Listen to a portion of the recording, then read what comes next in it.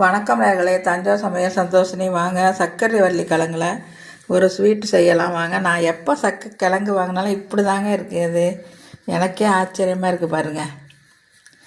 அப்படியே நாகம் மாதிரியே இருக்குது பாருங்கள். இதை அப்படியே சாமிகிட்ட வச்சுட்டேங்க.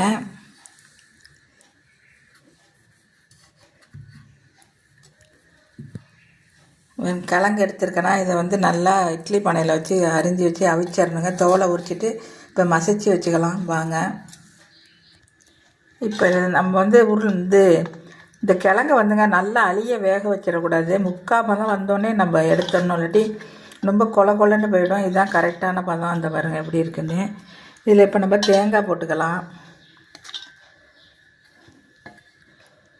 கொஞ்சமாக ஜீனி போட்டுக்கலாங்க. இது நல்லா பிணைஞ்சி சின்ன சின்ன உருண்டையாக நம்ம உருட்டிடலாம். இப்போ பாருங்கள், சின்ன சின்ன உருண்டையாக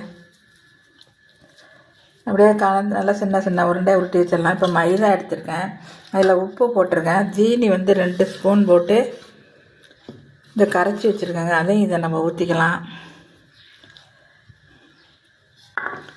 ஊற்றிட்டு நல்லா டிஸ்க்கு வச்சு அதை நினச்சி இதில் எண்ணெயில் போடுற மாதிரி நம்ம இதை கரைச்சிக்கணுங்க.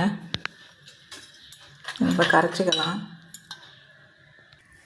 இப்போ நம்ம மைதா கொஞ்சோண்டு உப்பு போட்டிருக்கோம், கொஞ்சம் ஜீனி போட்டிருக்கோம், கொஞ்சம் சோடாப்பு போட்டு நல்லா கரைச்சி வச்சாச்சு. இதை நல்லா உருட்டி வச்சுருக்கேன் பாருங்கள். இப்போ இதை இதில் நினச்சி எண்ணெயில் போட்டுடலாம்.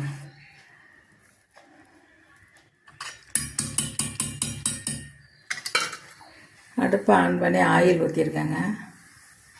இப்போ நினச்சி போட்டுடலாம்.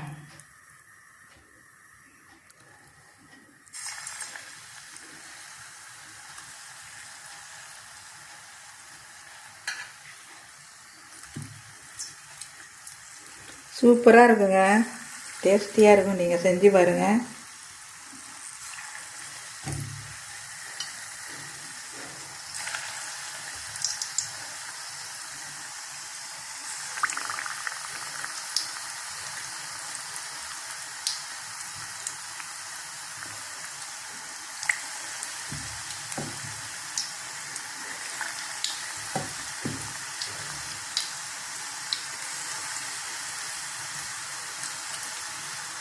இந்த கிழங்க நீங்கள் பதமாக வேக வச்சுருக்கணுங்க. கொலன்னு ஆயிடக்கூடாது. அப்போ தான் இது மாதிரி போட்டு எடுக்கலாம். நம்ம முக்கால் பதம் வந்தோன்னா நீங்கள் கிழங்க எடுத்துடணும். அப்போ தான் பீஸ் நல்லா வரும், இல்லாட்டி உருட்டை வராது.